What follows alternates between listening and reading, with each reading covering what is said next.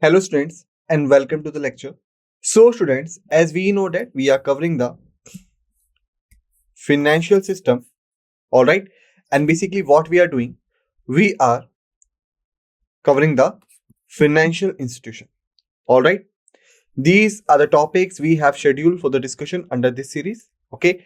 Like the introduction part, okay? Introduction part, Department of Financial Services, classification of institution, development financial institutions, types of financial institutions, NBFC types, and the conclusion. Okay, so you can say that these are the topics we have scheduled for the discussion under this particular series.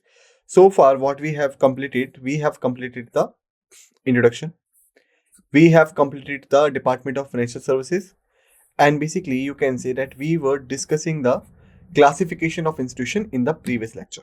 All right, and the topics we haven't started, or you can say we are totally left with, is the developmental financial institutions, types of financial institutions, NBFC types, and the conclusion.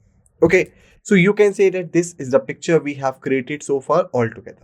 All right, so basically in this lecture, we are going to start with the classification of institutions. Like we will see that how the institutions are being classified. All right, I hope that you have revised the previous lectures in a well enough manner so that you could understand the topics properly. Okay, so in the classification of institution, now we have the recent years. Like what happened in the recent year? Let's see. In recent year, the Reserve Bank of India has taken steps to align the regulatory rules of the financial institutions with those of the wider financial industry. Okay, for example, SIDBI's exposure to the State Finance Corporation or the SFCs forms a significant portion of its total exposure, and the financial health of SFCs can impact SIDBI's financial health. Okay, so basically you can say nowadays we are not in the view that when we talk about SIDBI, we only talking about SIDBI.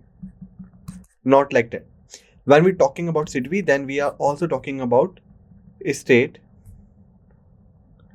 you can say finance corporations,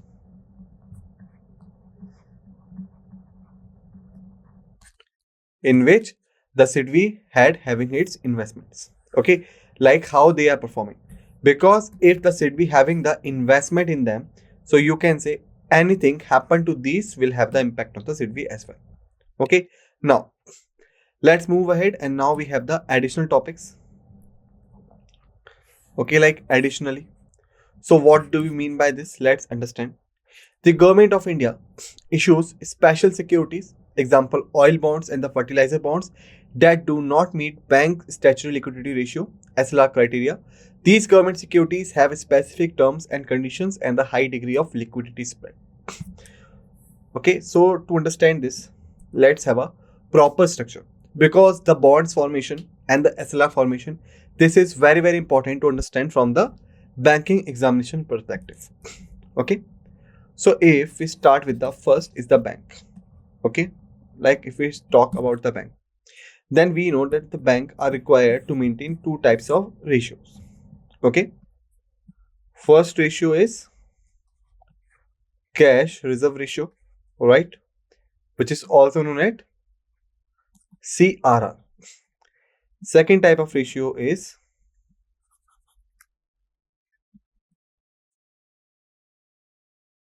statutory liquidity ratio, also known as SLR. Okay, so these are the two types of ratios: cash reserve ratio, statutory liquidity ratio. Got it? These are the two types of ratios. Now, if we talk about them one by one, then we know that the cash reserve ratio is basically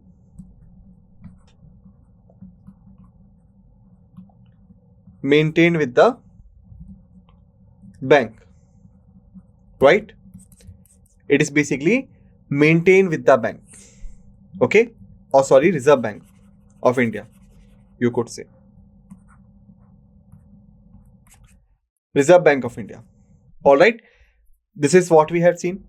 Now, if we talk about this one, this is called the statutory liquidity ratio. So this is basically, you can say, maintained with the bank itself. Okay, so you can say, suppose if the CRR is 40 crores, SLR is 60 crores, or not 60, suppose 20 crores. Okay, so CRR 40 crores will be kept at the RBI, but the 20 crores will be remain with the bank itself. Okay, so now the question is, if the bank is holding this 20 crores, but they are not allowed to, you can say, lend it out to the borrowers. Okay, so what should be done with these 20 crores?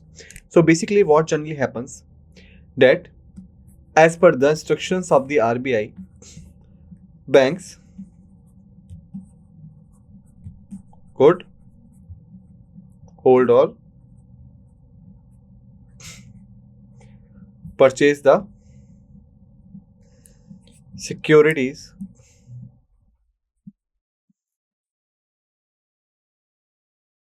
of government. Okay, so bank could use these 20 crores to buy or hold the securities of the government. Why? Because the securities of the government is the safest way. Whenever the bank want to liquidate it, the bank could easily. Okay, so that's why here you could see that this is written down, that do not match bank statutory liquidity ratio criteria. It means that when we're talking about this kind of special securities, which we also call as the oil bonds and the fertilizers bonds, these comes, you can say, these does not comes under the criteria of the statutory liquidity ratio. It means that the banks are not allowed to purchase the oil bonds and the fertilizers. Okay, so here I have just I have just, you can say, explain you like how does the bank uses the statutory liquidity ratio SLR for purchasing of the government securities, so that they could be entitled for the regular, you can say, flow of interest, and also they could liquidate the security whenever they want, or you can say after the maturity.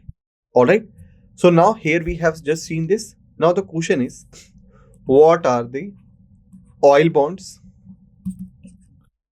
and, you can say, fertilizer bonds? Okay, now we are required to understand them. All right, so you could say, suppose for this, let me give you an example. Suppose first is the oil company. Okay, so these are the oil companies,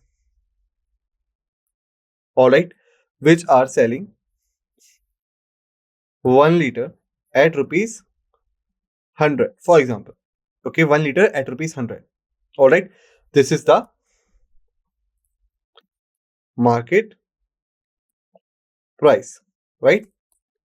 But as we know that the fuel is very important for domestic use, for commercial use, right? So that's why what the government, you can say, does in such situations, that the government, you can say, the government provides us subsidies. Okay, it means that if the 1 liter is at rupees 100 for the market price, the government will instructed the oil companies to sell 1 liter at rupees 80, which is the subsidized rates. Okay, so just keep this picture in mind. Now let's try to understand, if the 1 liter, or you can say the company sells out 1000 liter, okay, as 1 liter per price, how much the price should be? The price should be rupees 1 lakh, right? Similarly, if we look at this picture, so we could say 1000 liter into rupees 80. How much the price will be? 80,000. So if we compare both of them, 1 lakh and 80,000, So what we see that there is a deficit of rupees 20,000 for the oil company. All right. So basically, this is the picture: market price, subsidies, and all. All right. And what we have seen that there is a deficit for the oil companies because they are getting 20,000 less due to the difference between the market price and the subsidized price. Okay. So for this, the government issues bonds. The government issues bonds which are also known as oil bonds. Okay. Okay. So you could say that oil bonds are generally issued for OMC. Okay. Here OMC stands for oil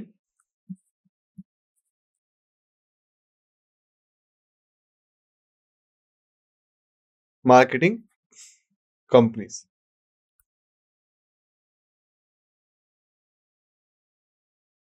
Got it? Okay. By the government to pay face value later. All right. So what do we mean by this definition? Let's understand it.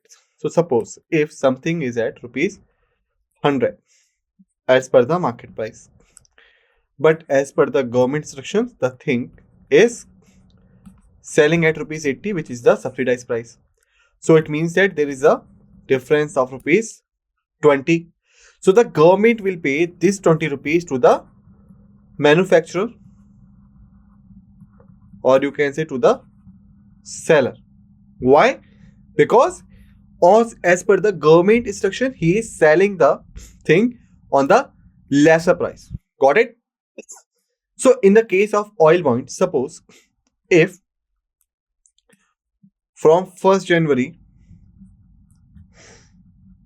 to 31st January, from 1st January to 31st January, what happened? Total 10,000 liters petrol sold out at rupees 100, which means that how much money should it generate?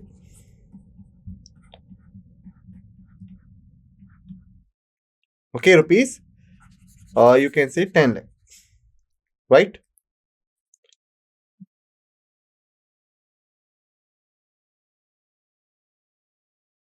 Rupees 10 lakh it should generate. All right. But due to the government subsidy, this 10,000 liters sold out at rupees 80. It means that how much money it had generated? It has generated only rupees 80,000. Got it? This is the picture. So you could say that at the end of the January, on the 31st January, the government will pay rupees 2 lakh to the manufacturer or to the company. All right, because as per the government instructions, they sold the petrol on the subsidies rate. All right, but it's generally not happen. Why? Because here I have mentioned, okay, that the government is paying the face value later, not on that time, but later. Okay, so you could say, suppose if there is a group of OMCs, OMC is a group, okay, they are selling 10,000 liters of petrol at rupees 100. Okay, how much amount it has generated? Rupees 10 lakh. Okay, but due to the government subsidies, they are now selling it 10,000 liters at rupees 80. So rupees 80,000 is the price they have received. All right. So what the government will do? The government will issue the bond of worth rupees 20,000. Okay. It means that whatever the quantity has been sold off by the OMC, whatever the price they have received, the market price and the subsidized price will be substituted. The difference will be calculated, and on the basis of this, the bond will be issued. So you could say, if the sale was happened between 1st January 31st January, might be the bond will contain the date of 1st July to 31st July. It means that the subsidies rate will be given back to the OMCs between this time period for the sales happened during this time period. Got it? So that's how the system works, and that's how the oil bonds and you can say the fertilizer bonds work, because fertilizers are functioning on the similar basis. All right. Whatever the market price, whatever subsidies price, the difference will be calculated. The bond will be issued. Okay, it doesn't matter in which month, during which time period the sale was happened. The claimed money will be refunded, or you can say will be redeemed after a certain period of time, or you can say on the bond maturity, when the bond will become mature.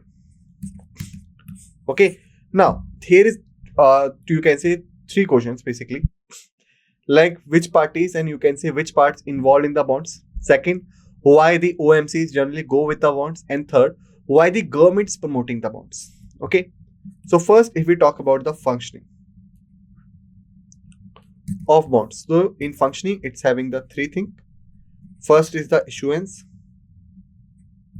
second is the interest, third is the maturity.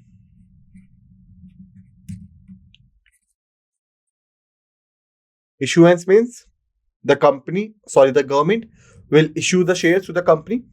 Okay, means that one OMCs. Interest means that from January to July, it means that almost 6 months they are entitled to receive the fixed interest rate. Suppose you can say 15%. So 15% of 20,000 will be given to them on the monthly or the regular basis for this duration. Third is the maturity, like the time period when the bond reaches the date of 31st July, the government is required to redeem the face value. Okay, 80,000 they have got, 20,000 they will get, and face value will be recovered. Okay, so this is the benefit of the OMCs signing the government bond. Okay, because by reducing the price, they are encouraging their sales. They are entitled to receive the fixed interest, and third, that after a certain period of time, they will recover the face value. Okay, there is no loss for them. All right. Now, why the government is basically doing this kind of things? So, government is doing for 3 reasons. For 3 reasons. Why? First reason is controlling inflation. Third is public welfare. Second is public welfare, and third is delaying payment, reducing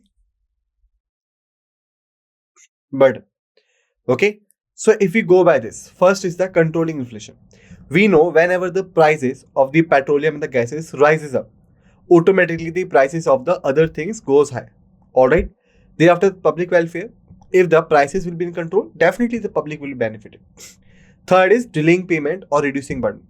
All right, which means that suppose if the government issues the bond, or you can say not issue the bond, okay, and if the scenario is like this.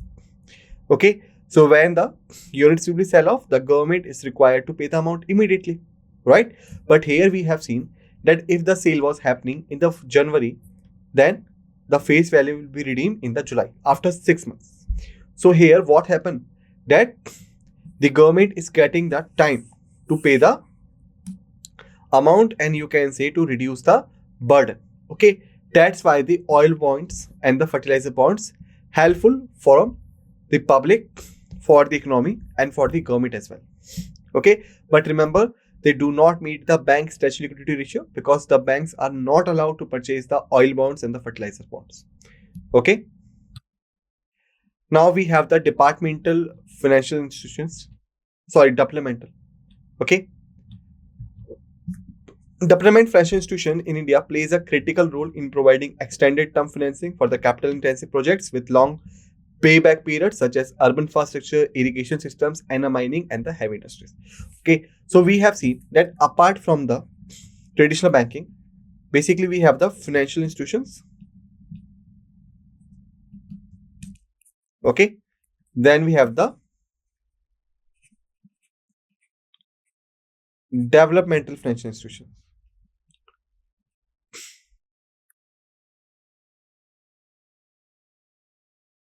Right? So if we go by this, so we could say that the financial institutions are generally open for all type of financing, for housing, for irrigation, for all these things.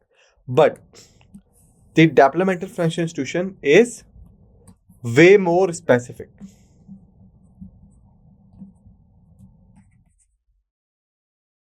Okay, if it is dealing in the infrastructure, they will deal in the infrastructure. Irrigation, then irrigation only. Mining, then mining only. Heavy industries, then heavy industries only. So this is the difference between the financial institution and the developmental financial institutions. Okay, these institutions act as intermediaries, facilitating long-term infrastructure financing and contributing to the stronger economic growth. We have already discussed this. Now this is the point.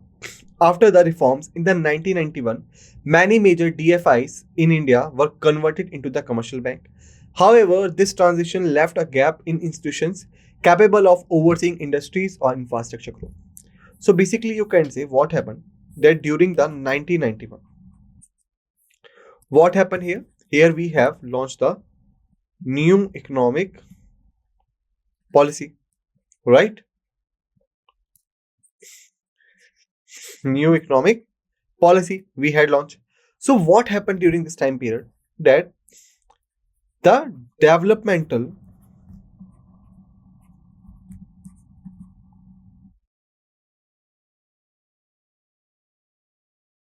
financial institutions were basically getting converted into the traditional commercial banks. Okay, so this is generally do for the some kind of reasons. Like you could say that the developmental financial institutions having the capital, okay, they are already involved in the lending activities. Okay, or during this time period, what we were trying to get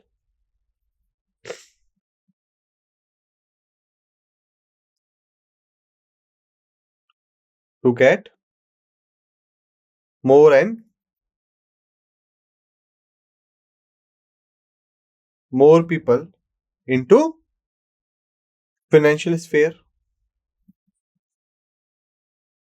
right? So that's why what we did, we to utilize the capital, we converted into the traditional commercial banks. Okay, so that more and more people could be converted into the financial sphere. Why? Because now they having more banking options. More banking options.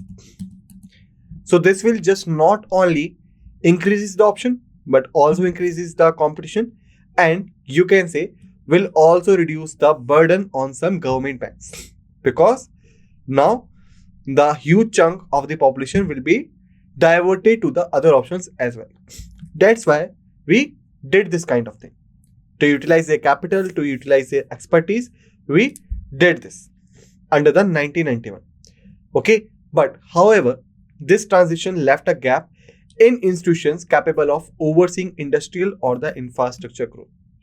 Okay, like you could say that our intention was good. We only wanted to utilize these institutions so that more and more people could be converted into the traditional banking. That's what we were aspiring for. But what happened here, that basically some changes occurs during this transition. Like the first is focus on commercial banking. First case. Okay. Commercial banks avoid risk. Okay. Third is regulatory environment. All right. Fourth is specialization lacking. All right. So you could say that these are the four main reasons for this. Okay. Like when they got converted into the commercial bank. So what they start doing? They started only focusing on the profit ratio. Only profit. Okay. Third is avoid long-term loans. Why? Because long-term loans are some kind of risky. We know that. And basically, commercial banks having the responsibility towards the depositors also.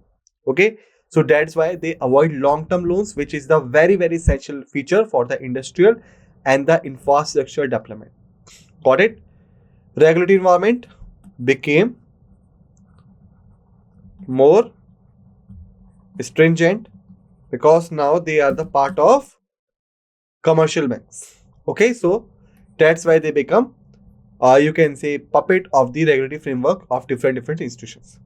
Specialization lacking means couldn't handle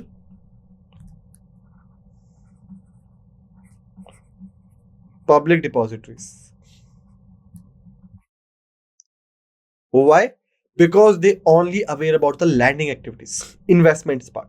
They are not aware about holding the public, launching the insurance and all. Okay, so these were the four main reasons why we had to doubt our decision on converting the DFI into the traditional banks. Okay. To address this gap and support infrastructure development, the government has proposed the re-establishment of the DFIs in India. Okay, like we have realized our mistake and we have got an, you can, suggestion that we should again converted these traditional banks into their original DFI form. Okay, the re-establishment of DFIs is a welcome step as it will help fill to void left by the conversion of DFIs into the commercial banks by focusing on providing long-term financing for critical infrastructure projects. These institutions can support economic growth and the development in India. Additionally, DFIs can play a crucial role in attracting investment in the infrastructure projects, which are essential for the country's overall development. Okay, so students, basically in this lecture we have done till the developmental financial institution. In the next lecture, we will start with the types of financial institutions, NBFC types, and the conclusion. Till then, just revise all the facts and figures we have discussed in this lecture. Be ready for the another lecture. With this note, let's end this lecture, and what we say, thank you.